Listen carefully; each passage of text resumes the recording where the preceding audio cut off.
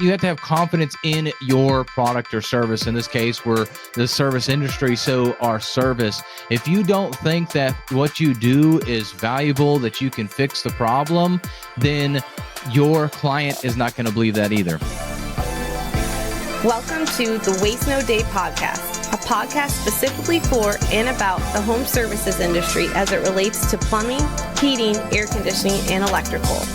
More than a podcast, Waste No Day is a credo, a determination, a mindset. It is a never-ending discipline. It is a refuse to lose pursuit. It is a wake-up call every morning to waste no day. Now here's your hosts, Brian Burton and Nate Minnick.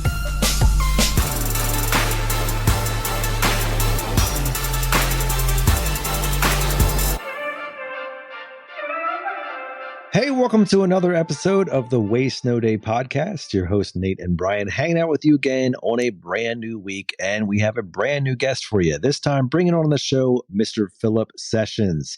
He is a professional communicator, and he is ready to bring some of that skill, tactic, and strategy to our podcast. It's going to be a great show as we talk with him about the power of story and message.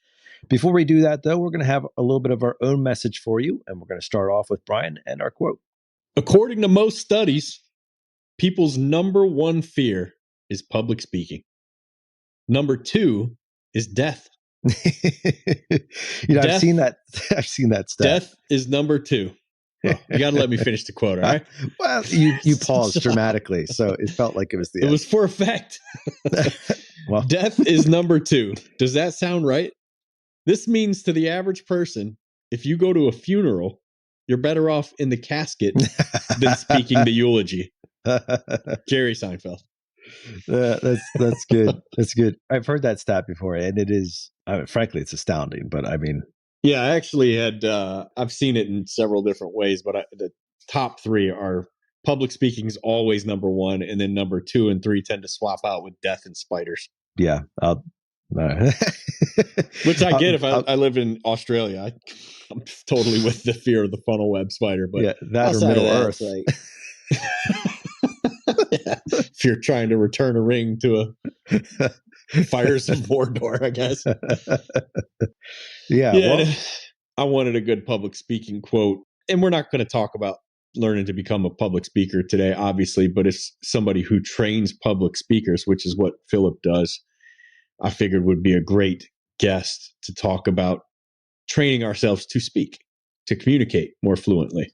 And I feel like the further out we can get into that, I'm like such a heavy promoter of things like the Black Swan Group, like learn to become an expert negotiator.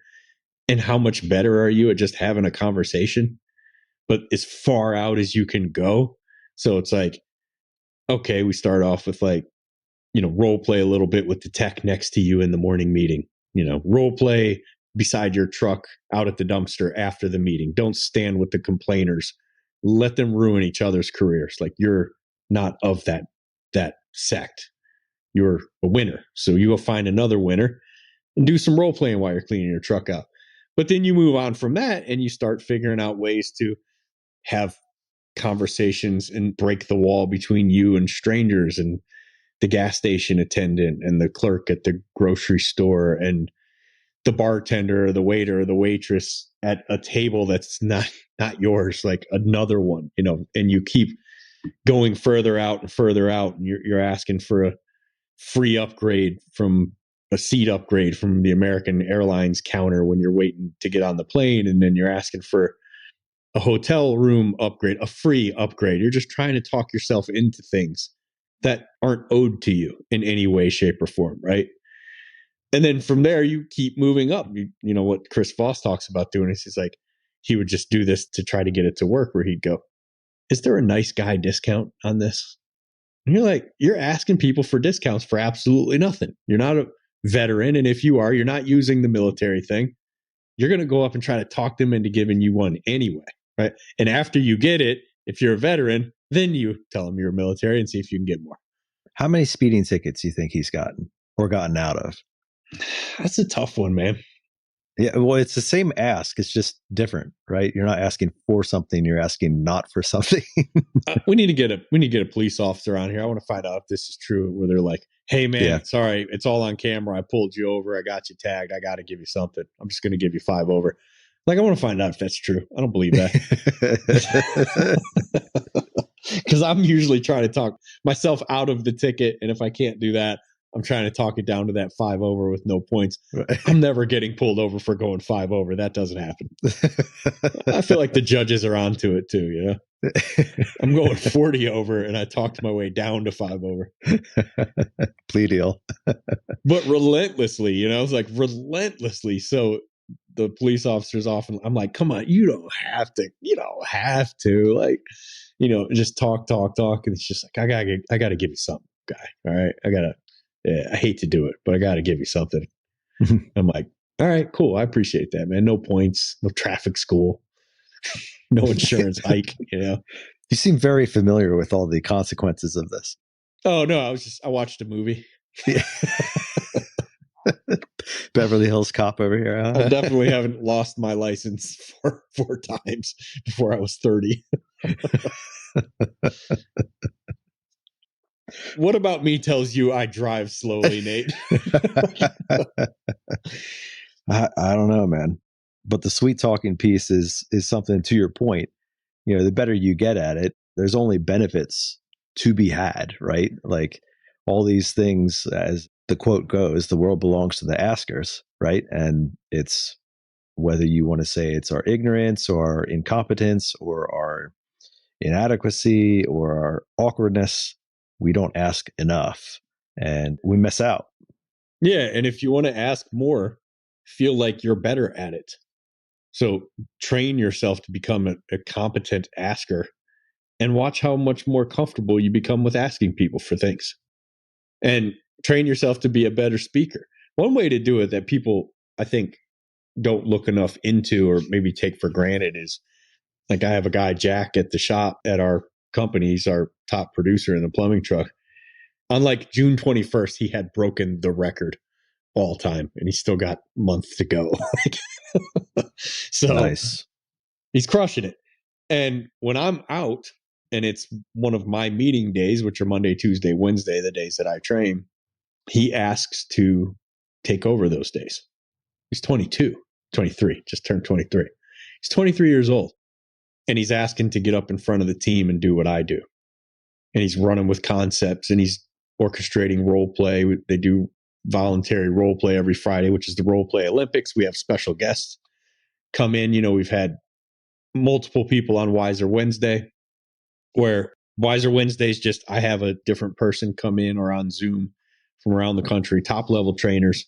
As we record this, tomorrow is Shreya Nagwani of Joe Crisera's Service MVP group. Next week is Gene Slade, but when this thing airs, it's probably going to be a few weeks back. But we stream them live. I post the Zoom link in the Waste No Day Facebook group. It's wide open. Anybody can jump on there. We can have up to 100 logins. If it's full and you can't get in, then I edit it later and I drop the whole training free in the Waste No Day Facebook group. So these things are phenomenal trainings for free that people just volunteer to come and do for my team that I put out to everybody. But some significantly heavy trainers on there, you know, and Jack will inevitably, because he's an asker, hit these people up if they're local and say, hey, can you come in on Friday and be our guest judge for our Role Play Olympics? Wow. Because typically be 2 people judging and the guest judge will, and he had Olympic scorecards made up himself. And the 3 people sit in the back and score each role play, and the winner wins like a Chick-fil-A gift card. That's awesome. But he made this up. He orchestrated it. He orchestrates the guest judges to come in. He'll ask anybody for anything. And he's just become a psycho asker. And when I'm not there to train on presentation, he asks to be able to do it. So not only is he asking, but when I say yes, do it, he's standing up in front of the team with 0 experience, trying to train the team. And I remember how nerve-wracking that was in the beginning, but I bet there's opportunity for that at your shop. Most teams are only meeting once a week, if at all. But there's almost guaranteed there's one day a week or maybe one day a month where if you went to the boss and said, I have these concepts, I'd like to train on this stuff, dude, just take a little clip from one of our intros or a good episode of Waste No Day and memorize something we said for 15 minutes. Who cares? And just go script it out and parrot it right back. Just train it exactly how we speak it. Because all you're trying to do is get reps. You know, if you heard it on this show, it's good content. You know what I mean? But in that moment, you're just trying to learn how to speak in front of a group of people. And this is a pretty safe place to do it realistically, because you know these people and you're cool. Now, they are also going to be the most judgmental people you ever speak in front of by far. So you got to be ready for that. But that part's good for you too. And it's actually good to get broken and negative feedback and kind of be embarrassed and know that you screwed up, because it makes you work a little bit harder to fix those things and come back stronger next time. The House of Glorious Gains. The glorious House of Gains, yes. Yeah. Yeah, well, we're excited to have Philip come on the show here. And he, as Brian mentioned, is a professional trainer of trainers, basically. And so we're going to have some good conversation with him about how we can make our in-home presentation all the better. Before we get to that, though, it's time for that special moment of the week where we highlight one of our fantastic reviewers. Brian, who do we have today? Top notch. 5 stars. Loving this podcast so much. Great listening and always eager for the next episode. Thanks for sharpening our chimney crew. From Chimney Crew. Wow. Went straight Mary Poppins there for a minute, but it's a deep take. The Chimney Crew? Well, like, all right, you're just going to make fun of me. So here we go. Well, I've never seen Mary Poppins, but by all means, fill us all in on Mary Poppins. Are you familiar with the song like Chim Chimney, Chim Chimney, Chim Chim Chiroo? Nope, Never hear that? That one. Nope. Mm-hmm. Okay. Well, anyways. Is that from? I wonder if that's where the name came from. That's where I was going with it. So Gotcha. Nailed anyways, it. Yeah, killed it. Hey, do you have any metaphors or analogies that our audience would know? Because that'd be cool too. I told you were going to make fun of me. Yeah. I just went with it anyways. It's fine. It's fine. It's why people keep coming back just for this. To hear Nate get made fun of. 100%. Yes. I got to make some more memes for the group. It's been too long. I can't wait. Anyways, well, we appreciate that, Chimney Crew. Thank you for that. And we are always grateful for those of you who take the time to post a review. Yeah. And on top of that, hey, by all means, throw us a review, post up, hit the 5-star, write us a little message. But at the end of the day, like, we got enough. I don't know what we have, like 350 or something, straight 5-star rating. I'm like, if we don't ever get another one, I'm fine. I love to see them come through, you know, like I like you know how it is. I don't say this. I kind of stopped sending Nate the like short sentence when people send me a text or something on one of the social platforms, just like, love the show, bro. I don't send him those, but when it's a message like the one I just read, I'll send him those. And part of the reason is we get a lot of them now. Unfortunately, I read these things all day, every day. Unfortunately, it's usually in some kind of private message format. I appreciate it. I'd appreciate it more if you told somebody else. Put it somewhere where everybody can read it. But just when it's the short message like that, I'm like, Nate has 4 very young children and a business to worry about and a podcast going on. And I'm like, he doesn't need to read every one of these texts. But sometimes I'll group them up and send them. And then the messaged ones I do send. But all the better when we get them on a platform like this where everybody else can see it and see that it means something to somebody and they should check it out and they should give it a listen. That's why we want the reviews. But whether you do or not, I just appreciate you giving us your ears for an hour a week. And on that note, I did want to just give kudos to the people who do give us their ears for an hour a week. Because I was talking about this to my team earlier, and I'm like, you know, selling in any capacity, but certainly in the home services, this is a competitive sport that we play. It's a sport. You play it professionally, and it is competitive. There is one winner in this game every time you run a call. And all the other companies that go out are losers. Flat out. It's a game you're playing professionally that you get paid for. And if you lose, you don't get paid. So that's not coming in second. That's losing. Only the person who gets that job is the winner. Now, ask yourself, am I right or wrong? Are you a professional player in this sport? Well, you get paid to do it. If you don't sell, you lose. You don't make any money, hopefully. Hopefully you're on straight commission. So if that's the case, then am I right? Is it a competitive sport? Yes, it is. I'm not asking. That's rhetorical. I'm telling you I'm right. Now, number 2, do you treat it like a competitive sport? Do you train like it's a competitive sport? Are you concerned with losing? Do you walk out of a home not getting the job and just kind of brush the dust off your hands and say, I'll get the next one? Or do you get somewhat panicked when you're about to not get a sale and go, what can I do here? How can I save this? That's what the world needs in the home services, is people who are like, here's the bigger challenge. Anywhere I go, anyone I ask, when I say, are there people in your market who will give this client this job for a little bit less money, but a lot less value, thereby ripping this customer off? Are there people putting in unsafe installations in your area and just slapping things together to where somebody could get hurt or worse? Every time they go, oh yeah, absolutely. It's rampant here. Go, okay. But you're this casual about letting that potentially happen to this person? Like, you spent the time, you did your warm up. You should consider this person at least somewhat of a friend, at least somebody you care about somewhat. And you're that casual about them potentially getting that team over here. You know, that team, the one that does all the unsafe work and just doesn't care. They're doing the job for a third of the cost of all the professionals.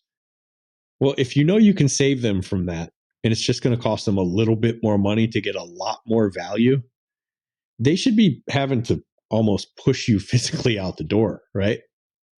And if you're not training like it's a professional sport, well, look, so what do you have to optimize in your training? You have to optimize your communication skills.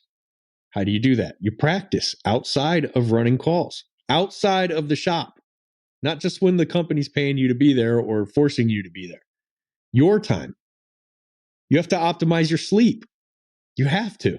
Sleep is one of those things where it doesn't matter what age bracket you're in. If you don't have enough of it, you're a different person emotionally. Have you seen this any other way, Nate? I was just reflecting upon the sleep apnea episode we did. I should have it memorized. It's my favorite at this point. All right, since he brought it up. Please don't. Go get a sleep study done if you snore or you wake up too tired. Everybody wakes up a little groggy. The adenosine's pumping.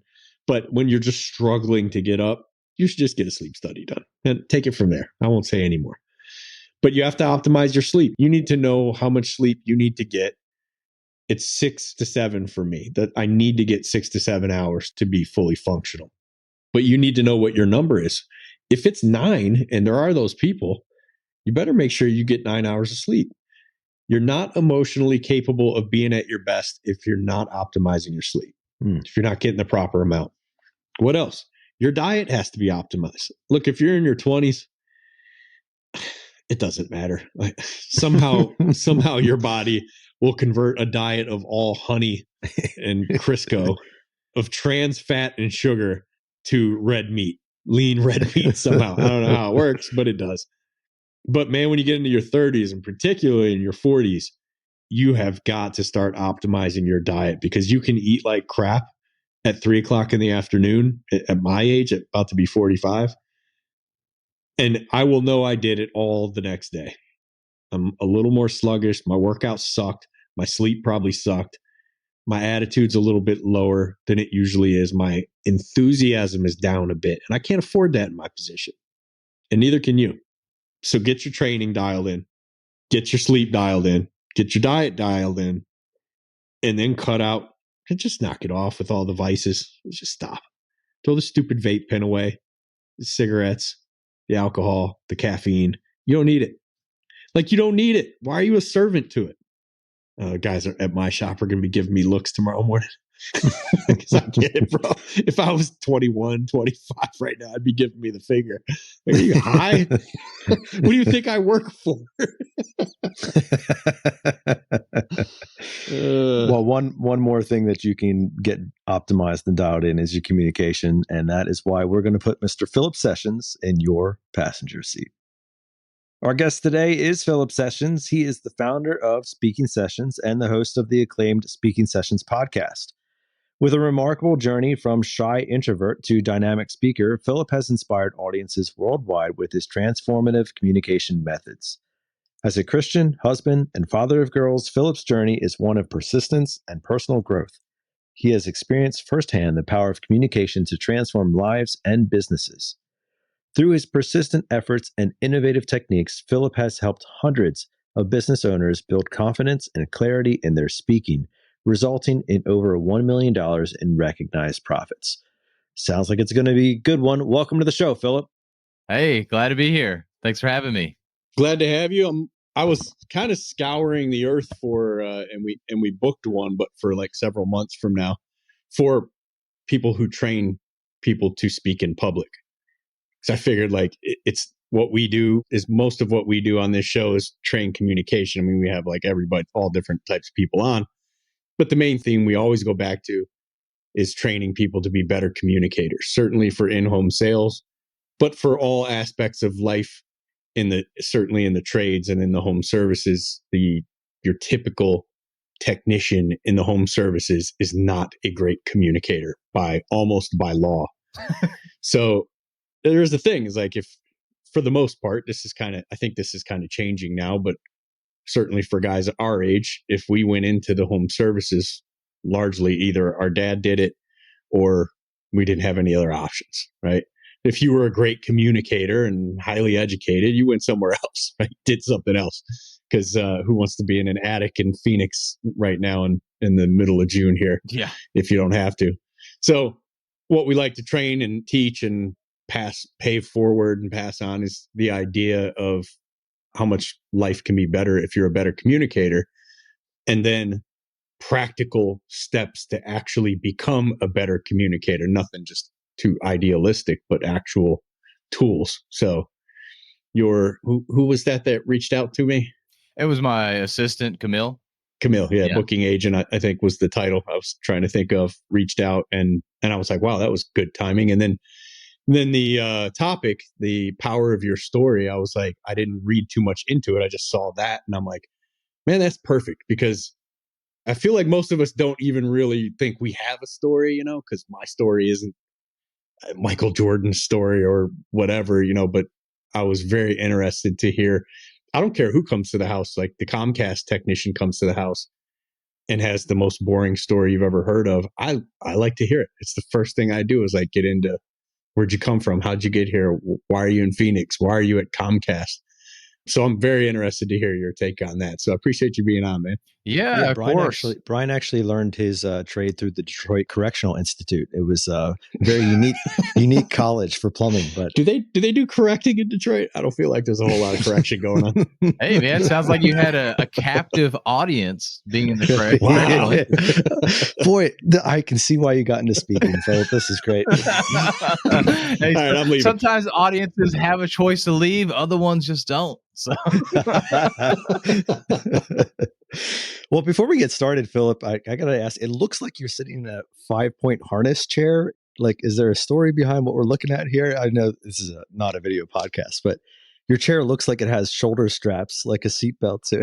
No, it's like a gaming chair. So it's got this little cushion here. If it actually had this other thing you would strap up, and like it had like I just call it a vibrator, but it was supposed to like massage your back and stuff. I took that off. Wow. That was just too much for me. And it's got like a little stand underneath where I can like kick my feet up if I want to. I haven't done that yet, but I could do that if I wanted to. I feel like that would get me too relaxed, and then I'd just be like chilling back, and I'd get too far away from the mic, or I just start having to move the mic all the time, and you're like, what in the world is going on? So yeah, it's a gaming chair. I love it. I had a cheap Walmart chair, and that thing after like a year I was sitting on basically not cardboard. I can't think of plywood. Hard plastic. Yeah. I'm like, this is not good for my butt to sit here all day.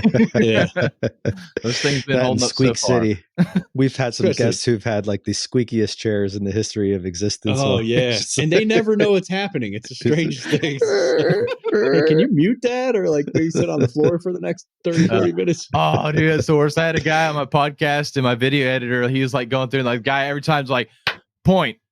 Like he just kept like Oh, yeah. hitting the desk. I'm like, yeah. dude, stop, Yeah. please. Sebastian from Rilla Voice was a habitual hand slammer on the counter. We gotta get him back on. Yeah, by the way, 'cause yeah. that was a blast of a podcast. But yeah, everything was yes, and then you got to do that, and then I'm like, oh, Exactly. our technicians rolling around hearing this thing slam on their car on their truck stereos, just to be pulling their hair out.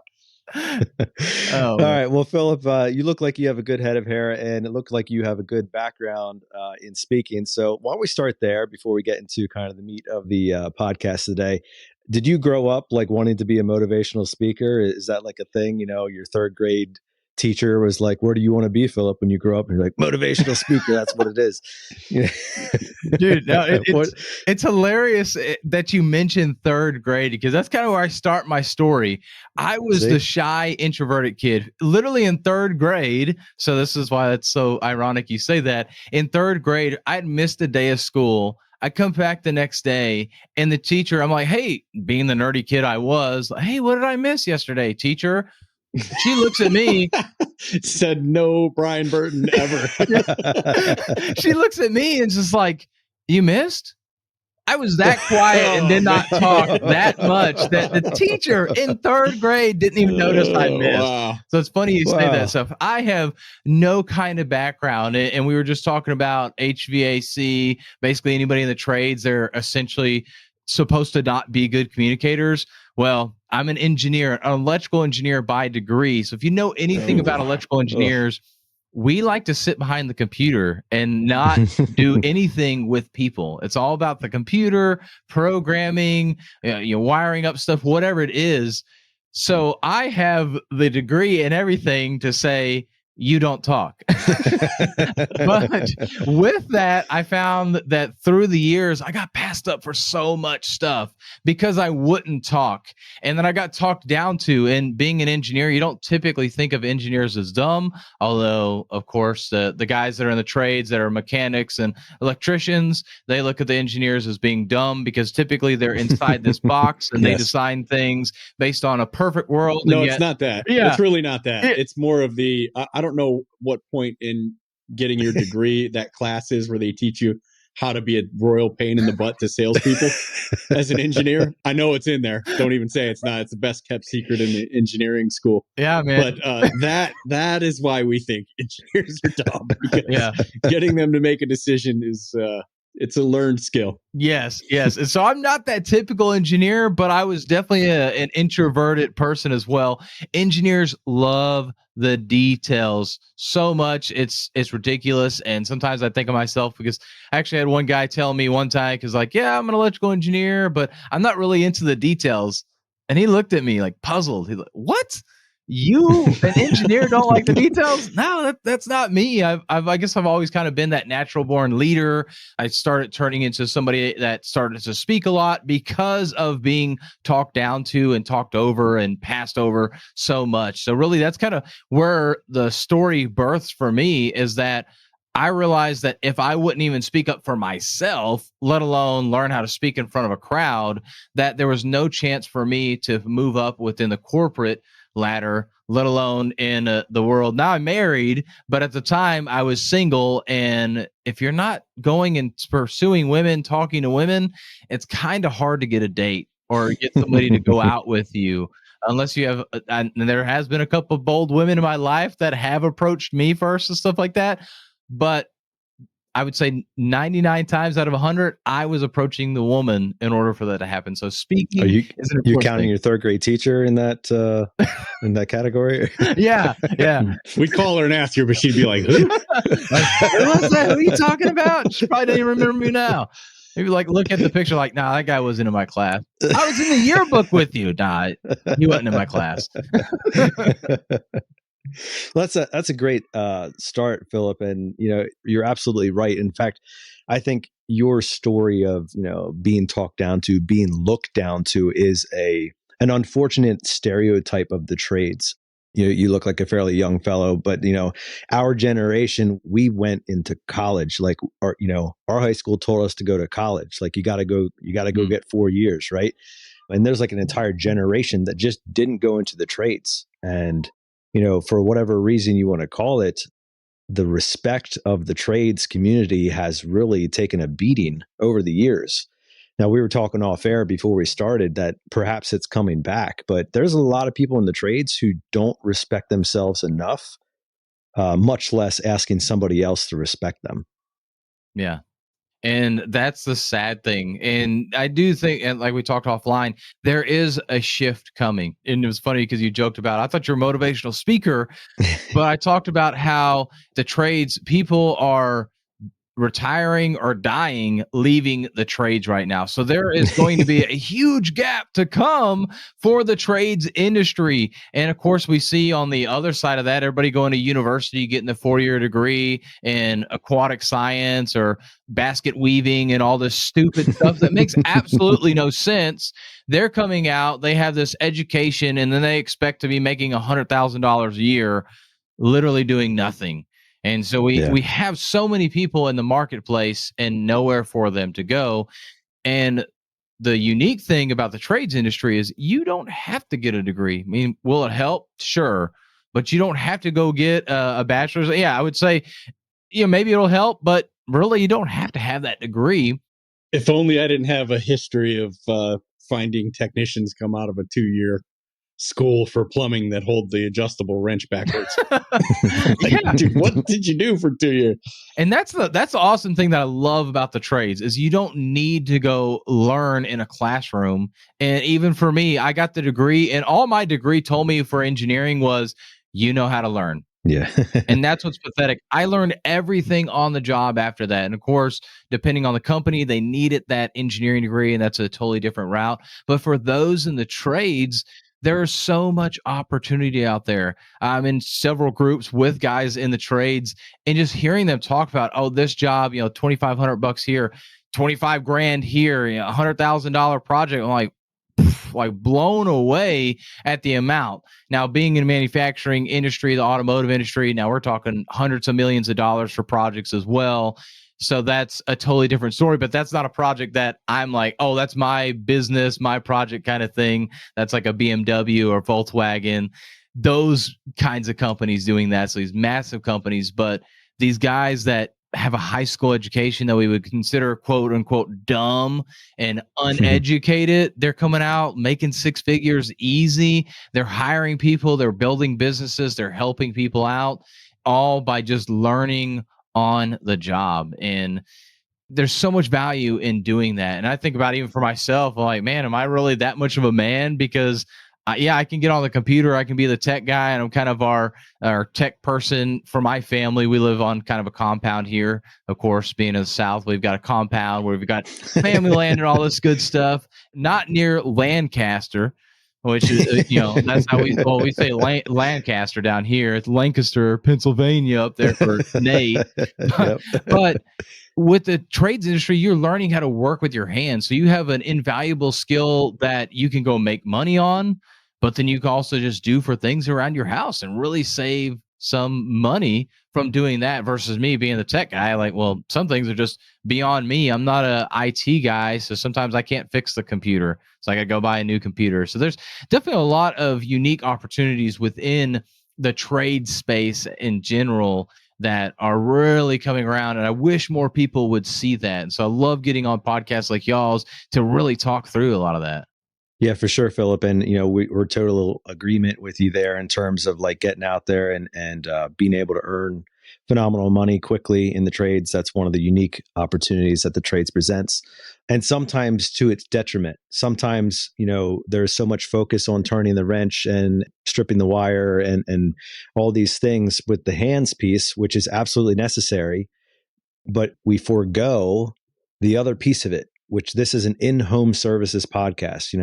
If you're doing commercial or industrial or whatever, that's a whole other thing. But if you have to stand in front of a homeowner and explain why your hands are valuable, why your skills are valuable, why your brain that knows what to do and how to do it is valuable, that's a completely different skill set. And that's where you come in, right? Yeah. The ability to not only believe in yourself, but the ability to communicate that belief in a way that is received by the homeowner and is translated into respect and understanding and agreement and eventually sales, right? So like that's what we want to see. And, we want to get into the topic here, which is the concept of my story.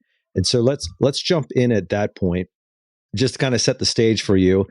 In the in-home services industry, specifically in the one that we typically talk to, the HVAC plumbers and electricians, there's a point in time where you're going to have to stand in front of the homeowner and you're going to have to discuss with them, A, the problem, B, the solution, and C, the cost, right? Like these are non-negotiables. Unless you're from like an old school place where you fix it, leave, and somebody sends them a bill, which still kind of astounds me that even exists out there. But a lot of the more modern trades has gone to like, no, you need to pay me up front. Like when the job is complete, we're going to accept payment. Like this is all going on. So yes, the skills of the hands are very important. Of course, they're non-negotiables when it comes to the actual trade. But communication is key, and that's where you come in. So, Philip, start us off with some concepts that you feel are valuable when it comes to just general presenting. Like, what is this all about? Why should we care about it? Where's a good place to start? So I want to give a kind of a blanket statement here that communication, I believe, is at least 90%. And I only use 90% because I want to say it's a majority of the issues that we face in anything, any part of our life, business, personal life, whatever, in any industry. Communication typically is the thing that is the problem. You didn't communicate something properly. And just give a little story here. I've told this plenty of times, but we've got a dog food bowl in our breakfast nook where our dog eats, and we've got a dog food container in the laundry room. And this was probably about a year ago. We had this huge ant infestation, and me being the speaking coach, I should have done better about this, but I didn't. But I just told my wife that, hey, there's ants in the dog food. And then 20 minutes later, she's like, oh my gosh, there's ants in the dog food in the laundry room. I'm like, that's what I said. But I really didn't, because all I said was dog food. And so in her mind, she thought dog food bowl versus the dog food container and the location. So if I would have said container or bowl or breakfast nook or laundry room, added that little tiny piece, we wouldn't have had a second conversation where it seemed like a new discovery there. And obviously it's a minor thing, but communication is the biggest thing that makes us have to repeat a conversation, makes us miss something on a project, you name it. Communication is our biggest thing that if we can get that right, we can fix so many things within our business and our own personal lives. So the first thing when it comes to communication is being confident in yourself, being confident in your service. So first of all, I need to be confident in myself. If I come across, I'm like, oh yeah, I mean, I guess I could talk about communication and I sound really shy and timid. Oh, I'm sure this podcast would not air. Brian and Nate would be like, yeah, we were trying to bring on a communication specialist. And yet Philip kind of came across like he didn't know what he was talking about, because I didn't have that self-confidence. Now, Brian and Nate and everybody else listening to this would not have believed in me. Second, you have to have confidence in your product or service. In this case, we're the service industry, so our service. If you don't think that what you do is valuable, that you can fix the problem, then your client is not going to believe that either. And I had a manager one time tell me, because my background's controls engineering, so I would go to these manufacturing places and essentially make program changes to automate the process of building a car, building cakes, conveyor lines, whatever it is, but I would make the automation for the manufacturing process. And he told me, and I've taken this to heart ever since then, even if you don't know the answer right now, don't let the client know that. Don't let them see that or feel like, oh man, I'm just not sure. You come in there with confidence. Be confident that you are competent enough to figure it out. Yes, you may not know it in that moment, but you can figure that out. In worst case, since you work at a company, you can go ask somebody else, or hey, there's YouTube University out there now. So if you don't know what it is, you go on YouTube. Hey, why is this toilet leaking? I fixed this, and this, and you'll probably find a reason why the toilet's leaking, or why is the HVAC rattling. And a funny story there, actually, we had built our house. It was less than a year old. We had some young HVAC guy come out because we kept having this rattling. Every time the air conditioning unit in our attic would go off, all of a sudden we'd hear like this rattling. And that dude, he went and replaced like the fan, he replaced a couple other things, and it still was rattling. And finally, the manager comes out, and of course, he came out. He was like apologizing. I'm so sorry, we haven't been able to figure this out. We're just really struggling here. He's like, but I'm going to wait until this thing goes off. So he was like really communicating there with us, letting us know, like, hey, what's the game plan here and everything. And then come to find out, and I don't know what these pipes are called, but the tubing or the pipes that go from the outside unit to the inside unit, they essentially weren't tightened down tight enough. So as the AC unit was turning on, they were rattling. So he wrenched them down. It was basically like, yeah, you pretty much got a whole new unit for free. But he explained to us that problem and everything. But that's the next thing. So having confidence in yourself, having confidence in your service, and then explaining the game plan, explaining the process of what you're going to do for that client. Because if you come in and say, hey, we're going to swap out this AC unit, or maybe we're just going to fix it, not even swap it out, because swapping it out, okay, you can see where the price may be pretty costly. But if you're like, hey, we found out that the fan was damaged, or oh, there was this little thing wrong with it, and it's going to be $25,000. What? $25,000, and all you did was came in for like an hour and fix the fan, maybe replace the fan? Like, that's crazy. So you don't have to necessarily explain like, hey, here's our cost breakdown and everything.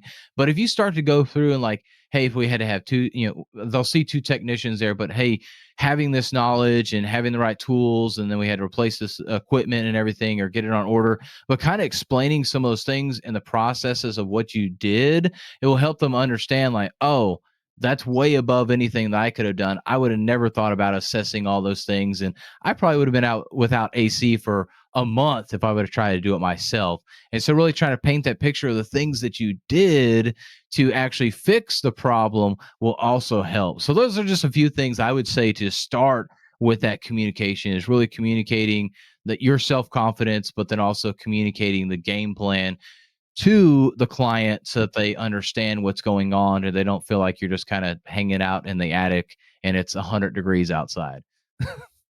Well, Philip, you mentioned that the first place to start is belief in yourself, right? So, what's the power of your story, man? You're saying in third grade, your teacher didn't even notice you were gone. You're saying you got beat down, talked down, looked over, passed over throughout the rest of the years coming, and here you are, a motivational speaker. So somewhere in there something changed. What's that story?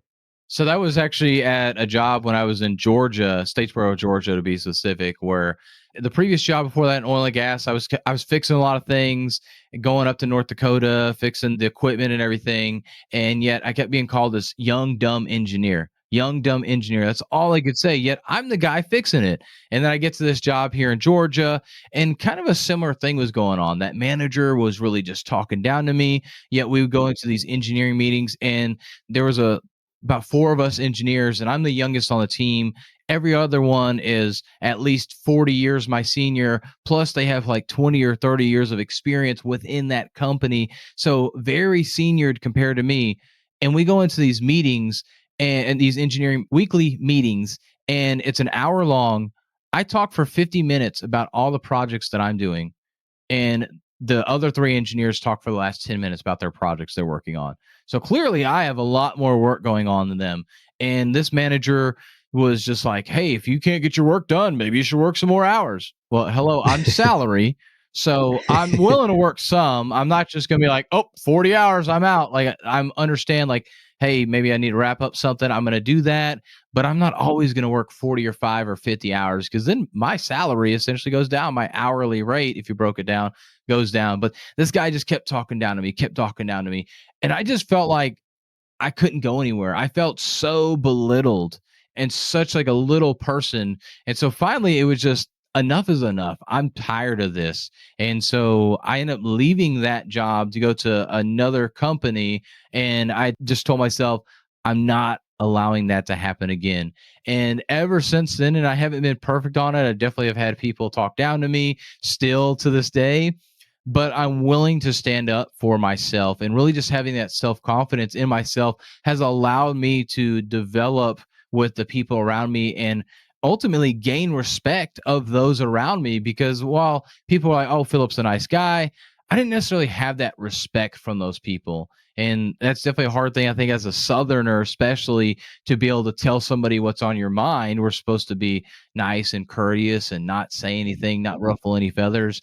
And so that's kind of how I felt about that. But once I finally flipped that switch and said enough is enough and just started putting in that work and standing up for myself, I slowly built out self-confidence, and I could see my old version of myself and who that was. And I didn't want to be that guy anymore. So that's really kind of how I built that self-confidence, was really just over time through repetition and being conscious of what my actions were and how people were reacting to me or acting towards me.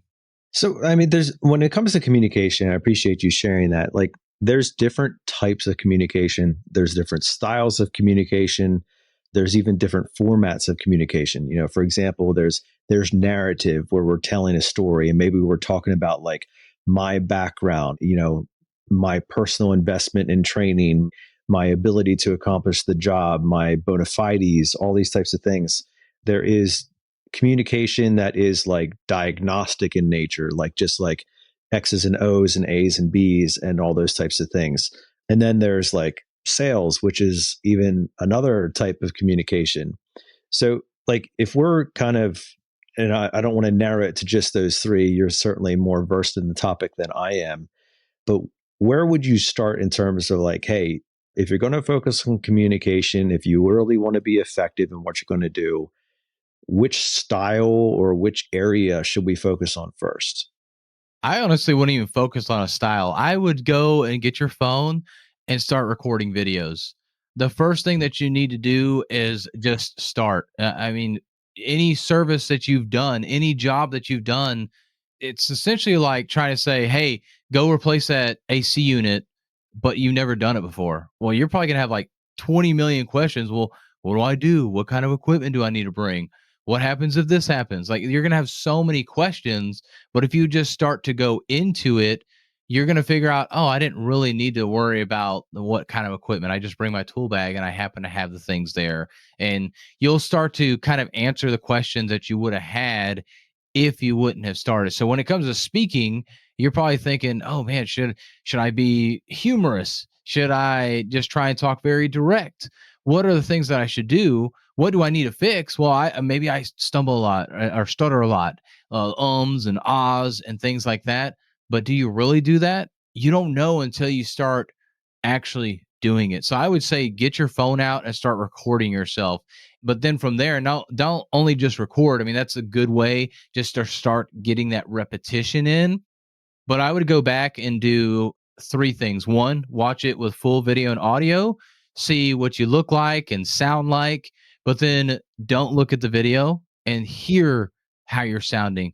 Do you just sound like Eeyore the whole time? And man, I'm just really excited to be on this podcast today. This is going to be really fun.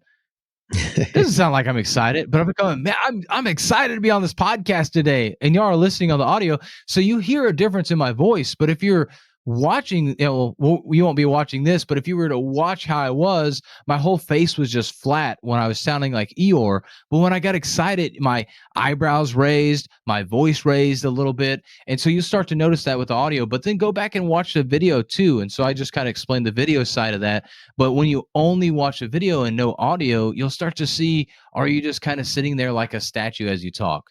So I would suggest kind of putting it on some kind of tripod where you can actually be standing, because that's what's going to be you in front of people. It's not going to be just your face, unless if you happen to take some Zoom calls or something when it comes to maybe a pre-appointment or just trying to understand, some fact finding, something like that.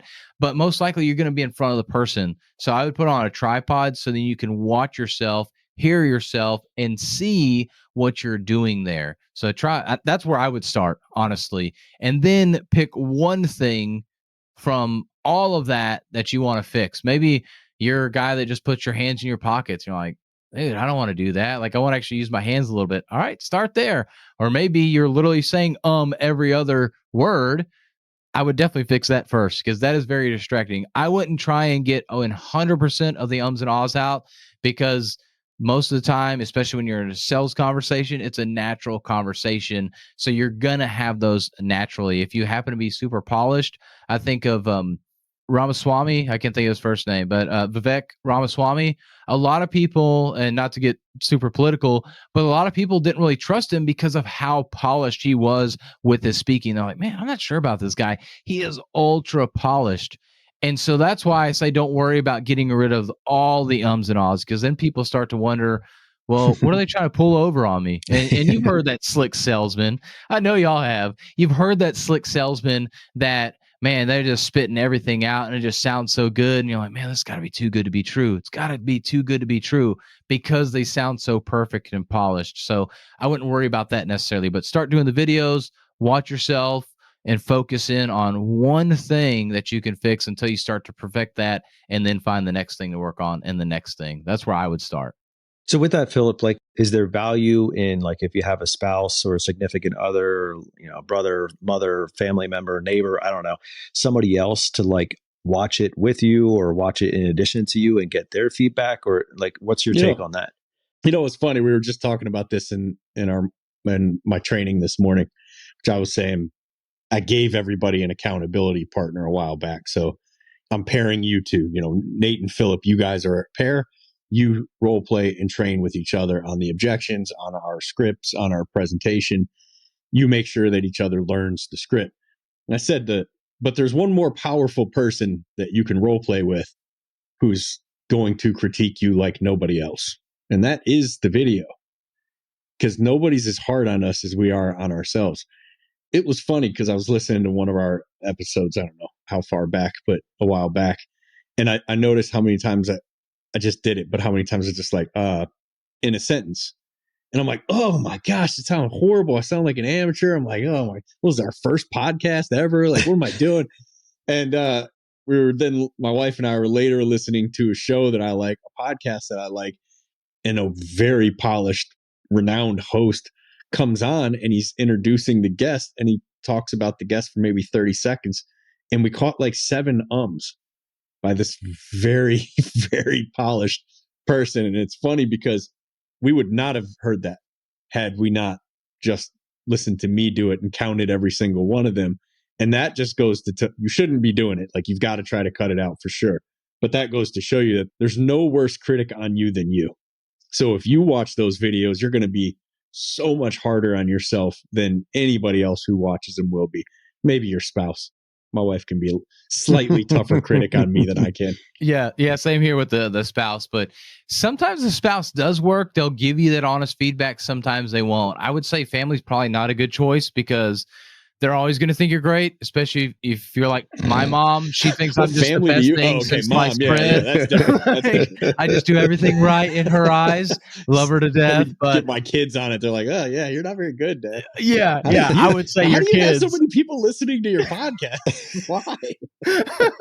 Yeah. But yeah, you got to find those friends. I think friends are a good place that you can go with that, and get your friends to really give that feedback. I think that's going to be your best bet when it comes to just trying to find a accountability partner. But really, working with somebody. And the video, like I said, that's the easy way, because then you can go judge yourself. You can immediately see the feedback there and everything like that. And then one thing that I think we don't think about, and this kind of goes back to the power of your story, the power of your message in general.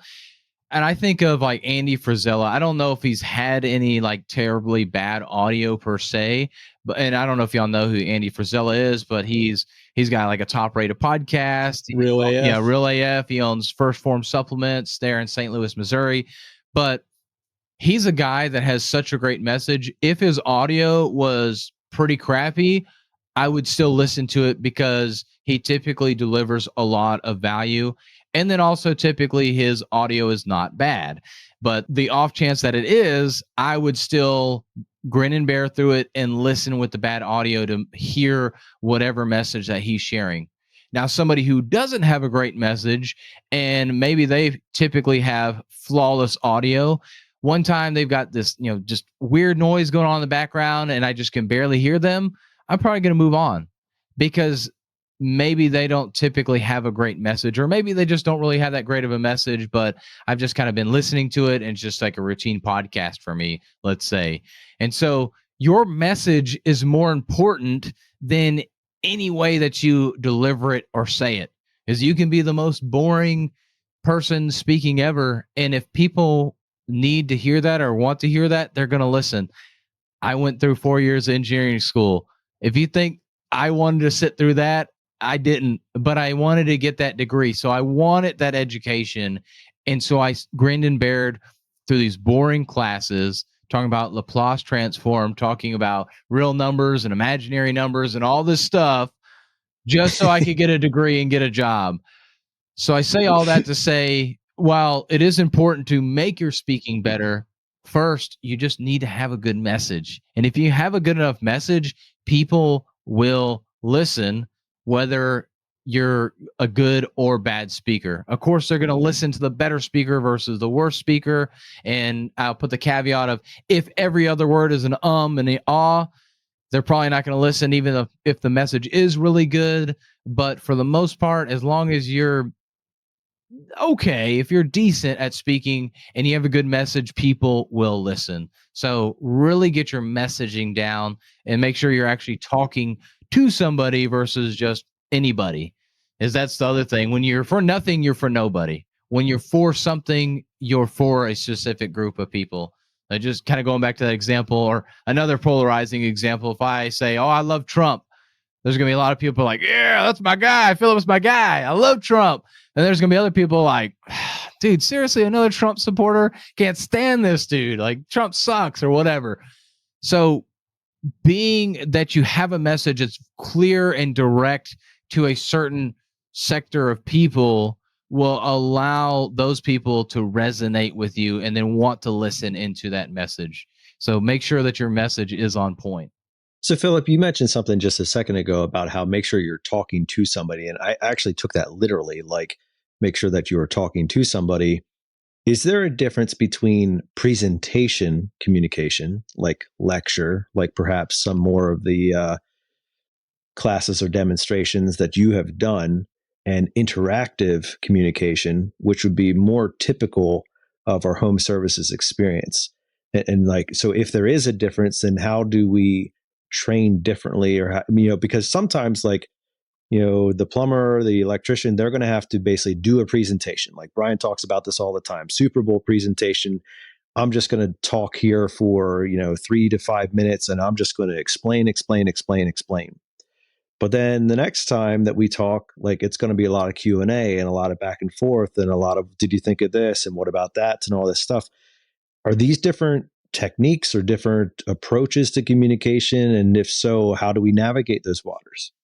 So between just doing a presentation and like a Q&A style, definitely a little bit different there. I still like to take a very similar approach. And what I like to do is first think of what is the outcome that I want from this. Do I want to, the Q&A is probably going to be, I want to educate them on a certain topic or a certain set of topics. And let's go back to HVAC. So overall, the overarching theme is HVAC, but then there's specific things that we want to make sure that we're addressing within that, but we wouldn't go into manufacturing and stuff like that. We want to stay within HVAC, probably within the house, what your house is going to deal with when it comes to HVAC and answering those questions and everything. Now, when you're doing that presentation, you also want to think about that end in mind, but with that, because the Q&A, people are interacting. So they're going to ask the questions and you can specifically answer their questions. So it's very targeted to what that audience wants. When you're doing a presentation, you need to figure out who your audience is. So first have your outcome that you want, and then second, who is your audience, and start trying to speak to them. I know we talked about engineers a while back and how they're the worst to work with because they want all the details. But that's the thing. Engineers want to know how the stuff works. So it's actually really better when you think about it, because you're now able to actually talk into technical details. And at some point, the engineers will be like, well, crap, I don't know exactly what he's talking about, but cool, I'm learning something. That, we're nerds like that. I've never heard them say that vocally, but with their body language. With their body language. They're definitely not going to ever say that vocally, but they're thinking that with their body language. But yeah, I know what you're talking about. The flux capacitor and the HVAC. Yeah, that makes sense.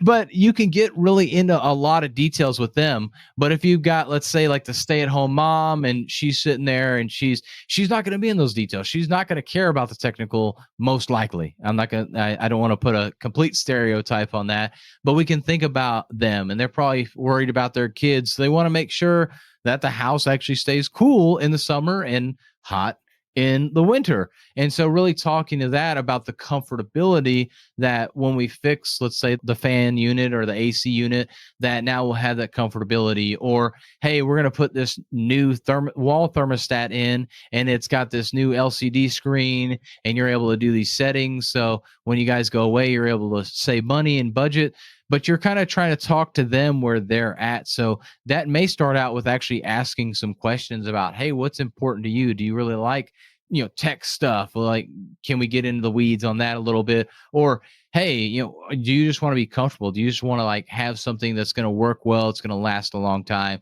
things of that nature. But really trying to find those questions. But to go back to specifically answer your question, first, what is the outcome that you want from this? And what do you want them to take away from that presentation? And then second, figure out who they are. And that's going to be tough if you don't know who they are up front. But that's where you start kind of asking questions. You're looking around the house, kind of seeing things that they have. Do they have kids or not?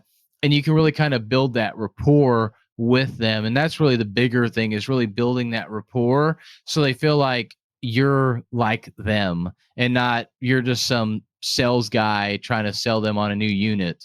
Unless they obviously need it, then that's a little bit different story. Then they're going to be more willing and accepting the being sold, if you will. So it's a good segue there, Philip, because, this podcast has a lot to do with sales.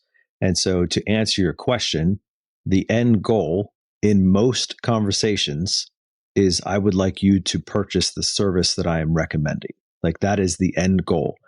You need a new widget. You need a new XYZ. This needs redone. This is getting old.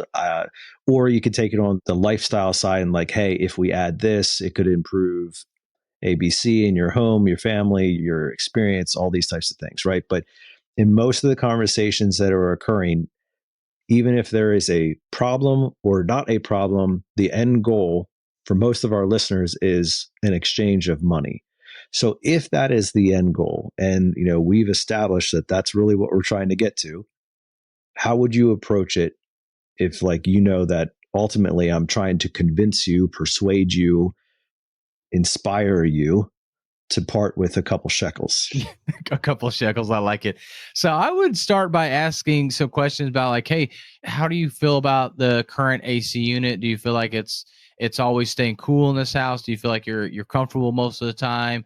And then maybe even ask about the thermostat. And I'm a little ignorant to this space, but I would start asking questions around those things to try and figure out, okay, are they more worried about like making sure the house is very comfortable, that when they leave their energy bill is low, or basically, obviously there's the automation behind the AC units. Are they just want it cold all the time, or they want to have more energy efficient ones? So when they leave, it'll turn up a little bit, and by the time they come home, it turns back down. Can they control it from their phone? Start asking those questions. How much do they want to kind of be involved with their air conditioning unit? And then you can then go in from there. And one thing with this, I want to make sure that when you give unlimited choices or you talk about a ton of different topics, while you're probably thinking, oh man, well, I want to make sure I share every single product or service that we have, you start to confuse the client. And by the time you finish up product number 10, they've already forgot 1 through 9. And so you really want to Right. limit this probably to like 5 at the most. I would say really 2 to 3 would probably be the best, and try and pick that category based on what they're saying, which will help them the most, not give you the most commission, which will help them the most or give them what they want and feel is the most valuable for them. And so pick 2 to 3 products and kind of talk through those and how that fits their current lifestyle. So if they want something more energy efficient, yes, maybe an AC unit could be more energy efficient, but maybe that thermostat unit would help with that energy efficiency. And then it comes down to, well, do you want really just something that's easy to use, something that is on the Wi-Fi, so now you can have it on your phone as well to control it? Or do you want it just to be kind of a dumb device that's just on the wall and you plug in and say, okay, I want at this time, and just set that schedule manually, and that's what it is? And so kind of going in and talking about that, if it's an energy efficient thing. Yeah, if they're replacing the unit, then you would go ask questions like, hey, how was that unit before it started failing? Was it really keeping the house cool? Do you feel like it was struggling? Was it on all the time? Like, what's your energy bill like right now? And you may ask those questions. Okay, cool. We've got this unit that we can get a bigger unit, and it's actually going to be more energy efficient than what you have right now. Because when I hear bigger unit, my ears go off and I'm like, I'm about to really dish out some money, and not just for that unit, but also over time because of the energy bill. But you can talk, hey, with the new technology, it's a lot more energy efficient, so on and so forth. So I would go in and really just start trying to ask questions and figure out what's the important thing for them, and then focus in on that one thing, maybe solve that. And then if there's still time, or they want some other stuff, or you could even go in and identify the things like, okay, cool. So I see you've got, let's say, 3 things. So you want something that's energy efficient, you want something that's really tech savvy, and you want this. So let's go ahead and talk about this energy efficient part and really kind of go into that. Like, and I would also preface it, hey, so there's kind of 3 different lines of products here that really could help you out, just so I can make sure we get you the best things. I really want to focus in on one at a time. So let's focus in on our AC units first, and then we're going to focus in on the thermostat units, and then maybe we'll focus on the ductwork or something like that. Just throwing out random stuff. I'm probably totally wrong about saying all this stuff, but I would say let's focus in on this, and that's you also giving them the game plan rather than, hey, I'm just going to kind of keep rambling on about all my products and services. No, I want to make sure we're addressing your questions or addressing your concerns and what you would like to have. So let's start by talking about this product family first, and just giving them a couple based on maybe good, better, best, or just like most popular, and a couple other good options, because everybody wants options. They don't want just this one thing. They're probably going to come back to you, hey, well, what do most people buy? Or, hey, what do you recommend?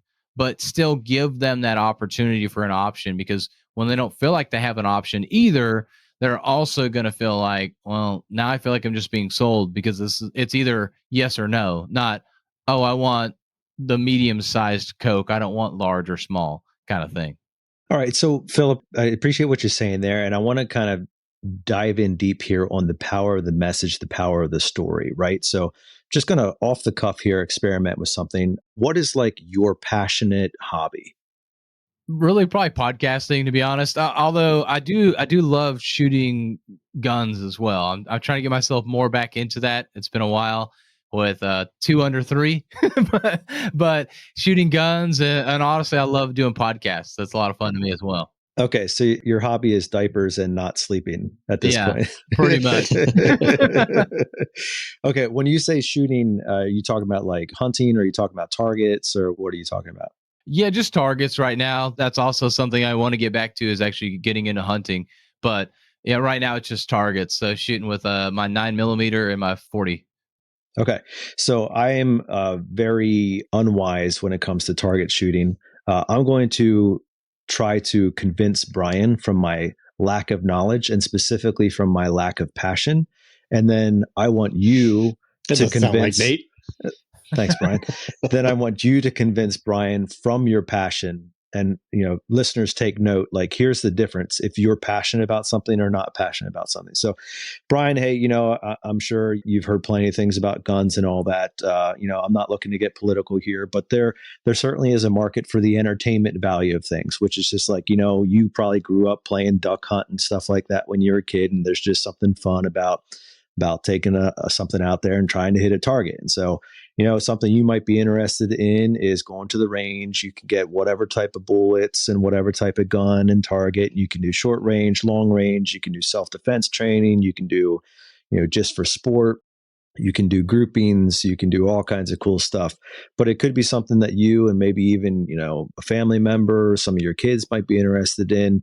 And, here's what some of the costs would look like. You can get into it fairly inexpensively with some of the low end pistols or even low end rifles, up to, of course, if you want to do, big stuff like the M16s and all that, you can really get some money wrapped into it. But just something you might want to consider as a hobby, something you might be interested in. All right. So that's just me off the cuff, like very factual type of presentation. Now, Philip, you're saying this is a passionate hobby that you, well, maybe not actively right now because you're pretty busy, but you have been in the past. So let's hear you convey the power of your story and message to Brian, and then we'll compare. All right. Hey, Brian, do you have kids? I do. 4. 4? What's their ages? 19, 16, 9, and 6. All right, man. First of all, that's a huge spread. And so you're in the thick of it as well. Totally different thick than me. The thick, the thin, everything in between. Yeah. And so I know you've been raising them compared to when we grew up, our generations, and versus now, and your kids are a little bit older than me, but how do you feel about this world right now? Like, do you feel like it's a pretty safe world for your kids? Or are you kind of worried about it? No, we have our concerns. Yeah.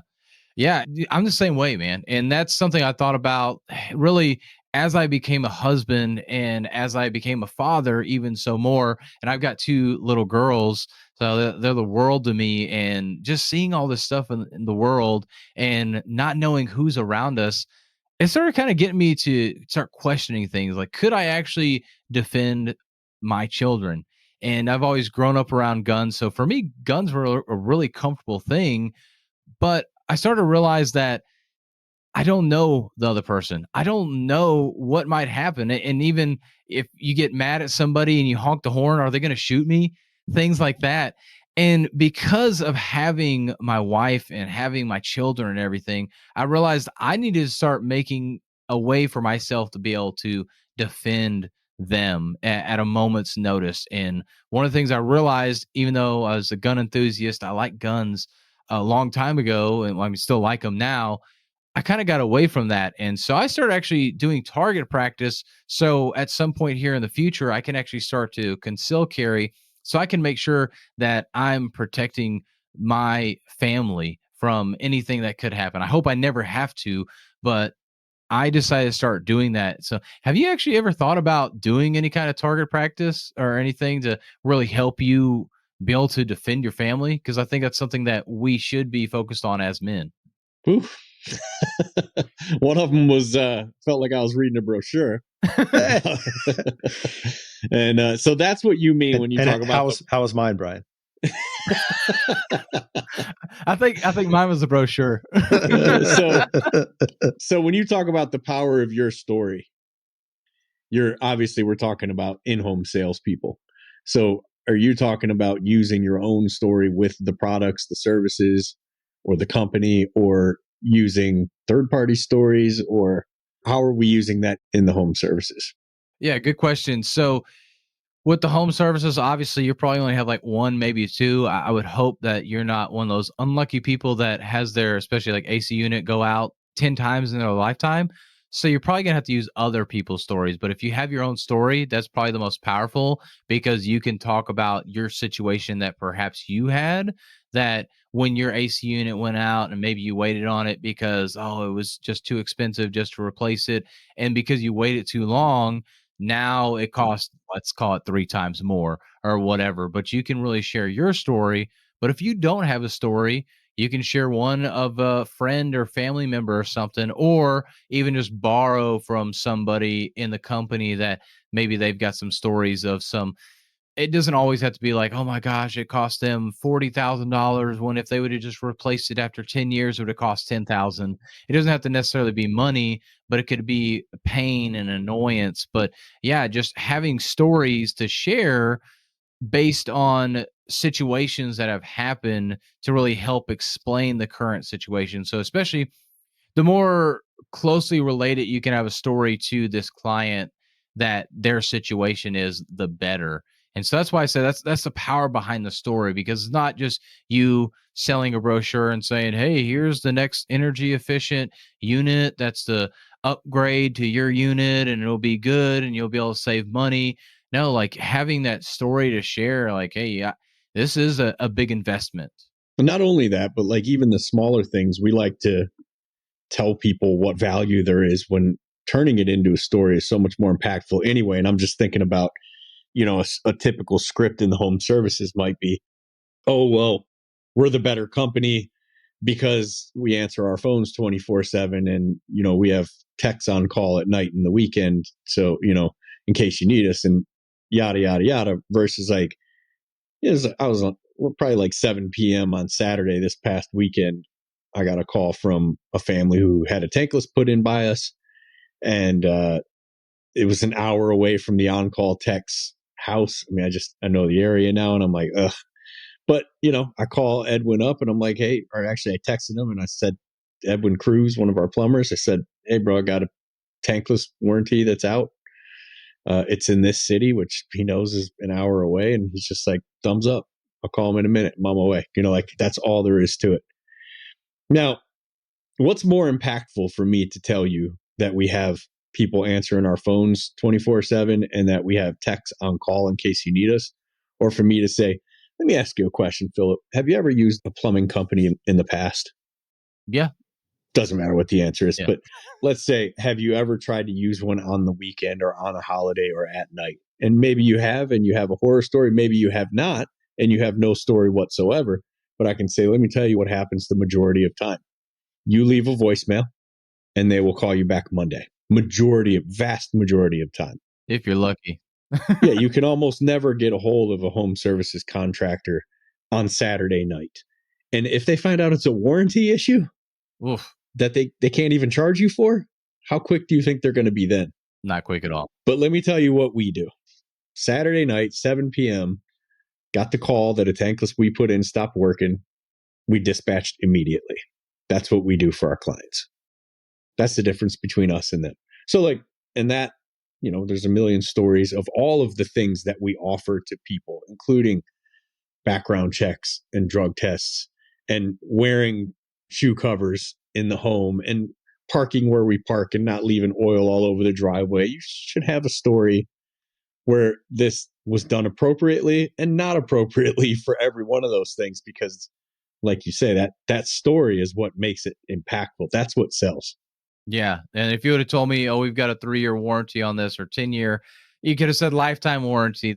That'd have been great. But I want to know that you're going to actually come out and service it, because you're right. I mean, and that's unfortunately the trades industry is notorious for not doing warranty service, or it's like, oh, okay, I'm here for the warranty. Like it's not a great service overall, understandably from a business perspective. But at the same time, it shouldn't be that way. But then also, you mentioned about the picking up the call or answering the calls or getting back. There's so many people in the trades that just don't answer the phone. And if you're struggling in business, answer the phone. That's the first thing. And I see so many guys, and unless you're in Phoenix, don't worry about it, plumbers. You just keep doing what you're doing. Yeah. But I've talked to a lot of trades guys that they're like, dude, like I try and call this guy to like help out with the project, and he won't even return my call. Actually, a story I have is we had a sidewalk built in a driveway, a concrete driveway and sidewalk for our house. And I gave the information to one of my managers at the time and told him like, hey, they did a great job. Here's some pictures and everything. He's like, well, I want to shop around. He said he called, I think, 4 other companies. That was the only company that actually got back to him, even answered. He left voicemails, and this was somebody wanting to do work, ready to pay some money, and he had the money to pay, and yet they don't even answer the phone. And now, yeah, okay, maybe they would have just had to do a quote and then not won the job, but still answer the phone and put out a quote. I mean, how hard is that to do that? And so that one company got it simply because they answered the phone. Basic communication right there. But yeah, telling those stories is so powerful, and it'll trump any facts or figures or data, unless if maybe you're talking to an engineer. Then they just want to hear the facts, figures, and data. So again, knowing who your audience is and speaking to them is going to be the best thing. But really, that story overall, even for an engineer, you may cut back a little on that story because they're wanting just to hear the information, the data. Right. What was the end? Yeah. What do I need? What information should you give me so I can make a decision? Yeah. But that story is so powerful. It can help you out so much in any sales conversation, or really just any conversation in general, to get people bought in. No pun intended there, but to get people bought in to what you're trying to do or trying to convince them to do. Philip, as we're wrapping things up here and bringing it in for a landing, one thing that I want to bring to the attention of the listener in the differences of our presentation, and, intentionally, was you brought emotion into the equation, right? And I feel in the trades, emotion is, well, it's stereotypically looked down upon because, we're tradespeople. We don't have emotion. We just go out and do, right? Mm-hmm. But I think when it comes to communicating with the homeowner, it is to the detriment because we are operating solely from an engineering mindset. Like, we're solely thinking about facts, figures, and brochure type information. We'll say stuff like, yeah, I mean, I've seen a couple of these explode and blow up houses. Like it's just like that just exited my mouth, and I just told a young 20-something mother of 3 that like this could kill her, and yeah. I didn't even think about it. Yeah. But like the reason I'm bringing that up is because when we talk about story, when we talk about emotion, when we talk about the impact upon the family, that needs to be at the forefront of the communication piece. And we really need to guard against our own abilities impacting that line of sight. And let me put this into a different equation. So, I'm sure we all have mechanical friends who like they're car mechanics, auto mechanics, right? Do they drive the most serviced motors and cars on the road? Maybe their wife.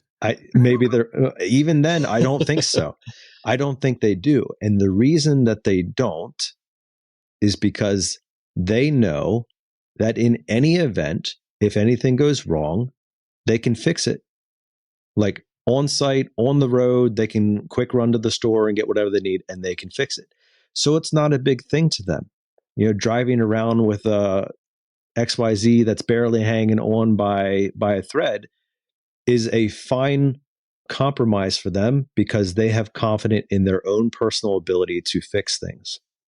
In the in-home services, plumbers, electricians, HVAC technicians, if they operate solely from the mentality of how they think, they're not going to fix stuff. They're not going to recommend it because, what would this look like if it happened in my house? Oh, well, I'd just go out and I'd fix it. Like I would just go turn the water off. Like I would just flip the breaker and make, tighten the screw and then flip it back on and it would be fine.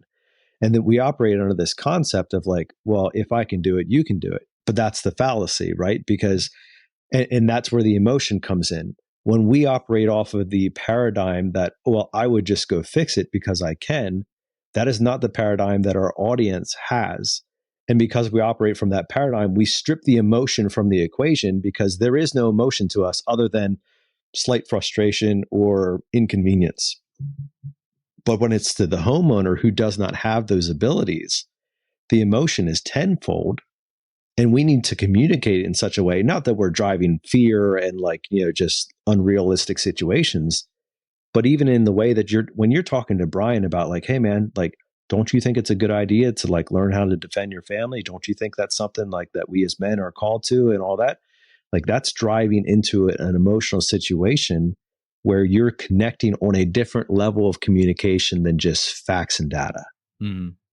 Exactly. And something else that I want to bring up is that, especially for those of you in home service, you were inside somebody's home And especially if you're looking homeless coming in, I mean, you just got raggedy clothes and stuff like that. I mean, I don't know if I want you in the house with my wife.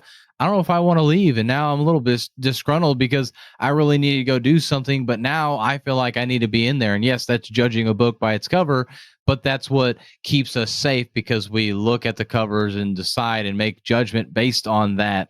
And it's an unfortunate thing, but it's something that is human nature. But you're in the house. So if you can start sharing stories and being relatable with the people, now they're going to feel more comfortable with you being in their house because they realize, oh, you're not just here for a paycheck. Oh, they kind of know more about you. They feel like they know you more, even if you didn't even talk about yourself much. But because you brought in stories and relate it with them, they feel like they know you. And so I think it's imperative, especially for in-home service people, to really have this relatability and trust built up through these stories when you're coming in to do this work, because you are inside somebody's home and it is always scary. You never know, even though, yeah, you may do the background checks and everything, which is amazing. It's, I'm glad that's something that y'all are doing, but still doesn't matter what background check, things happen. People go off the deep end and stuff like that. So it still is something that most homeowners are concerned with. So sharing those stories really helps out, and really sharing a part of you where you can, where it makes sense. Don't sit here and tell your whole life story about where you grew up, all this stuff, but sharing a little bit about you and letting them get to know you some is a really beneficial thing as well, which this goes once you've already sold the job. Now you're in the home doing the service, just having a casual conversation, talking for a little bit before you say, hey, where's the attic? Where do I go? And I'm there too. I've been there. I'm a technical guy. Like, let me just go get the work done. But doing that little bit of an inefficient thing of having that conversation will put that client at ease. And because of those little things, those what we think are inefficient things, they actually become the most efficient things. And just to give that example, my wife loves foot rubs. If I decide, like, hey, I'm just going to go to bed because I'm tired, and I just go to bed, it's really not the end of the world. My wife doesn't feel like maybe she's neglected or anything like that. But if I go and take 5 or 10 minutes and give her a good foot rub before going to bed, she's going to feel so much more loved and cared for because I did that inefficient thing in the moment for me, which was 5 or 10 minutes less of sleep.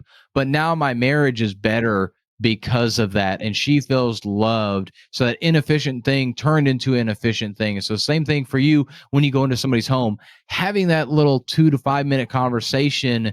While it's inefficient because you're not getting the job done, it's more efficient because now that client feels more comfortable. They feel like they know you. They know who's there in their home. And that leaves a more lasting impression for you as a company and a technician than just coming in and doing the job. Because, oh, cool, yeah, they do good work on AC units, but, you know, I could just go get another company, which goes back to the sell later down the road. Oh, man, I loved working with this company. Nate over here, he was a great technician. We had a good time. He, was really easygoing. We talked about my family. I realized that he's got kids as well, like going on and talking about all these things. And now you're the person they want to go back to. They remember your company because they remember Nate with the kids who was really friendly and that happens to also do AC units, something like that. So having that story, bringing that relatability, not just on the sales side, but once you're actually there on the job site is something that you should do, especially in home services, because you are inside somebody's home, which is one of their most precious possessions and places. For sure. I think we have another podcast there, Brian, when the inefficient becomes efficient. I like that. That's a good concept. There we go. Well, Philip, as we wrap things up here, man, if people are interested in learning more about you or about speaking sessions or your podcast, where can we find you? You can go to my website, speakingsessions.com. You'll find the podcast there. It's also called Speaking Sessions. I'm primarily on Facebook and LinkedIn. Facebook is The Real Philip Sessions, and LinkedIn is Philip Sessions. That's all with one L in the Phillips there and everything. But you can find me. DMs are open. Always happy to answer questions. But yeah, find me, follow me there, ask questions. Happy to answer. Nice. Well, appreciate you being on, Philip. It was good to hear from you. And I'm sure our audience has some takeaways from today in terms of not only just communication, different styles, but in the power of the message, the power of the story, man. So thanks a lot for being on and bringing that message to us. Yeah, thanks for having me. Appreciate it. Good to meet you, man. Great message, great story. Look forward to having you on again, buddy. That's a wrap for this podcast. We hope you enjoyed your time with Phillip Sessions. It was good to hear from him and some great takeaways today in terms of making your in-home process a little bit smoother. I like some of those practical takeaways, like even starting by just videoing yourself doing some of the ins and outs that you do on a regular daily basis and just watching it, man. And as somebody who has recorded myself and listened to myself, it works. And it is something that you have to humble yourself a little bit, because some of us operate on a paradigm that we're a little bit better than we actually are. And we never go back and actually check the math to see if that's accurate. So it's a great place to start and super easy and not complicated to do. 5 minutes this weekend, 10 minutes tonight, something like that. Just record yourself and see where you're at. And then, like he said, start taking one or two takeaways from that and focus and drill down on them. Good stuff from Phillip. Make sure that you check him out on his podcast and on his websites and learn more from him there. It's now time for us to leave you with our weekly challenge, which continues to be the same: to choose to wake up each and every morning and waste no day.